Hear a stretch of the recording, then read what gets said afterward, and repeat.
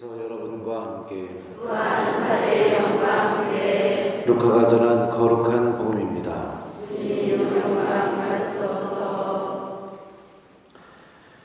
예수님께서 예루살렘으로 가시는 길에 사마리아와 갈릴레아 사이를 지나가시게 되었다. 그분께서 어떤 마을에 들어가시는데 나병 환자 10사람이 그분께 마주왔다. 그들은 멀찍이 서서 소리를 높여 말하였다. 예수님, 스승님, 저희에게 자비를 베풀어 주십시오. 예수님께서는 그들을 보시고 가서 사제들에게 너희 몸을 보여라 하고 이르셨다. 그들이 가는 동안에 몸이 깨끗해졌다. 그들 가운데 한 사람은 병이 나은 것을 보고 큰 소리로 하느님을 찬양하며 돌아와 예수님의 발 앞에 엎드려 감사를 드렸다. 그는 사마리아 사람이었다. 그러자 예수님께서 말씀하셨다. 10사람이 깨끗해지지 않았느냐? 그런데 9은 어디에 있느냐? 이 외국인 말고는 아무도 하느님께 영광을 드리러 돌아오지 않았다는 말이냐? 이어서 그에게 이르셨다. 일어나 가거라. 내 믿음이 너를 구원하였다. 주님의 말씀입니다. 그리스도님 찬양합니다. 오소서 성령님, 일어나 가거라. 내 믿음이 너를 구원하였다. 안녕하세요. 오늘 복음 말씀은 이 10명의 나병 환자 이야기에 대해서 나옵니다. 나병은 그때 당시에 몸이 썩어 들어가는 병이었고, 그리고 율법이나 사회적인 그 통념으로 죽음에 이르는 병. 그래서 가장 큰 죄를 저지른 사람이 하나님한테 벌을 받는 병 중에 하나로 이렇게 인식이 됐었습니다. 그리고 사마리아인은 구원에서 더더욱 멀리 떨어져 있는 사람들이라고 유다인들은 생각을 했었고, 그래서 요한복음에 의하면 유다인들은 사마리아인들과 서로 상종하지 않았다라고도 이렇게 증언되고 있습니다. 오늘 복음을 보면 예수님께서 당신께 돌아와 감사를 드린 사마리아 나병 환자 한 명에게만 다음과 같이 말씀하십니다. 일어나 가거라. 내 믿음이 너를 구원하였다. 10명이 모두 하나님의 말씀을 들었고 또 예수님께서 해주신 그 말씀에 믿음을 갖고 사제로 가는 길이었습니다.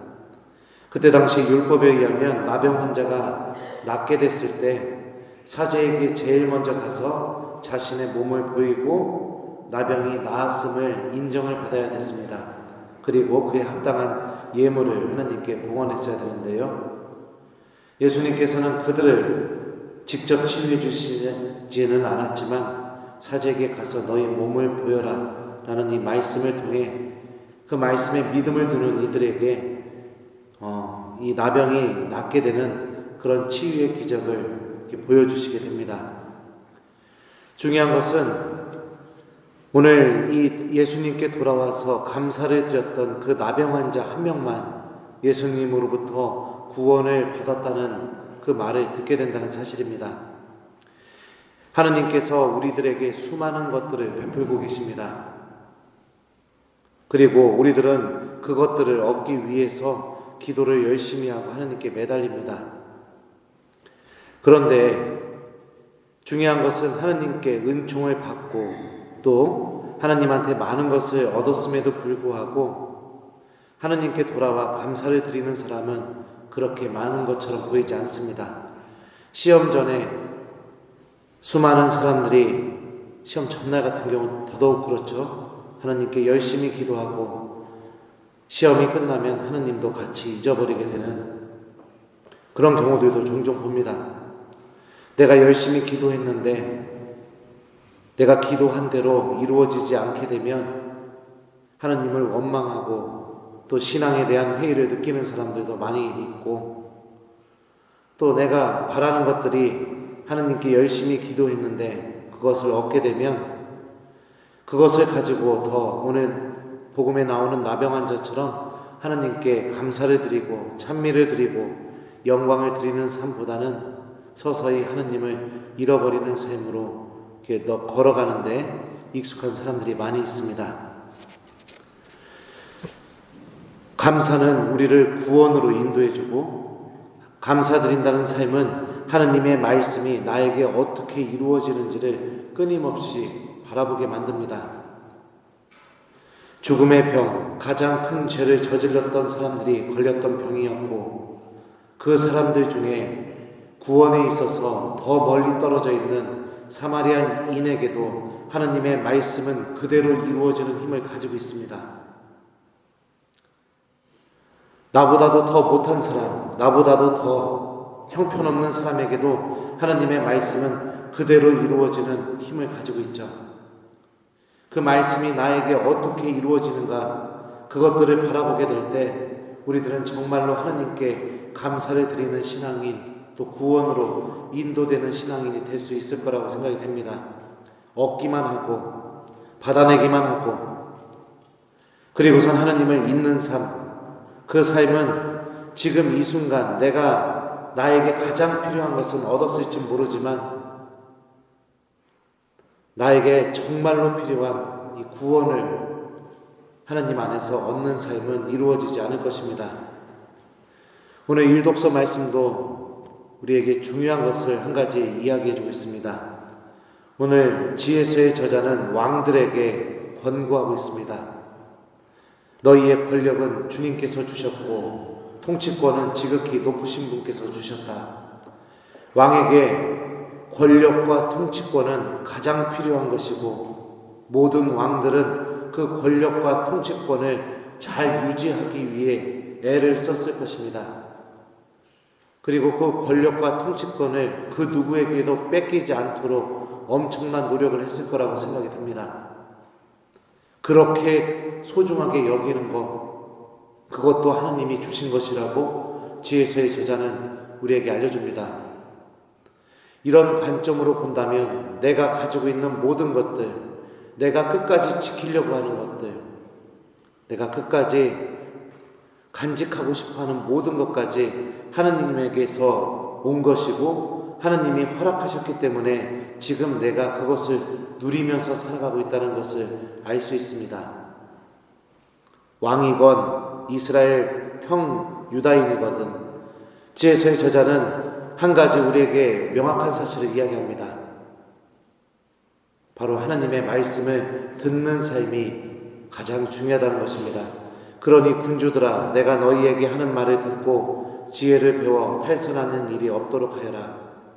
그러므로 너희가 나의 말을 갈망하고 갈구하면 가르침을 얻을 것이다. 사람에게 필요한 것은 바로 하나님의 말씀을 듣는 것입니다. 그 말씀을 듣게 될 때 그 나머지들은 덤으로 우리들에게 주어진다는 것, 이 지혜서가 우리에게 알려주고 있는 사실입니다.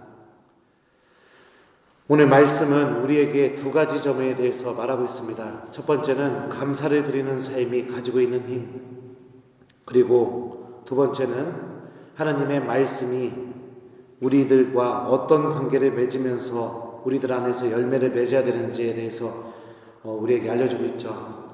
복음에 의하면 하나님의 말씀은 가장 큰 죄인에게도 이루어지는 힘을 가지고 있고 또 권력과 통치권을 가지고 있는 왕들에게도 하나님의 말씀은 이루어지는 힘을 가지고 있습니다. 우리들에게 필요한 것은 그 말씀을 잘 듣고 그 말씀이 어떻게 나한테 이루어졌는지를 발견하고 그 말씀이 이루어진 것을 발견하게 되었을 때 주저하지 말고 나병 환자처럼 하나님께 돌아와 감사와 찬미와 영광을 드리며 이 모든 일이 나의 힘으로 이루어진 것이 아니라 하나님의 은총의 힘으로 하나님의 말씀의 힘으로 이루어졌음을 인정하면서 살아가는 삶이 필요합니다. 그래서 나의 삶 안에 하나님이 반드시 필요하신 분이 되도록 하나님의 그 존재가 내 삶 안에서 없어서는 안 되는 그런 분이 되도록 내가 하나님을 모시면서 살아가는 삶을 살아가는 것이 우리를 구원으로 인도해 줄 겁니다. 숙제 주겠습니다. 오늘 말씀을 잘 여러분들 묵상하시면서 오늘 하루 동안 하나님께 우리 모두 감사드리는 삶을 살았으면 좋겠습니다. 그냥 억지로 감사드리라면 감사드릴 게 없죠. 그러니까 오늘 하루 동안 하나님의 말씀이 나에게 어떤 말씀이 이루어지고 있는가 한번 잘 들여다보면서 그 말씀을 나의 오늘 하루 안에서 발견할 때마다 주님 감사합니다 라고 이렇게 기도해 봤으면 좋겠습니다. 우리들도 하나님한테 무엇인가를 요구하고 얻어내기만 하는 사람이 아니라 하나님의 말씀이 이루어졌음을 기억하고 발견하고 다시 하나님께 돌아와 감사를 드리고 우리들의 믿음이 우리들을 구원으로 인도하는 신앙인이 되는 그런 삶을 사는 사람들이 되었으면 좋겠습니다. 일어나 가거라 내 믿음이 너를 구원하였다.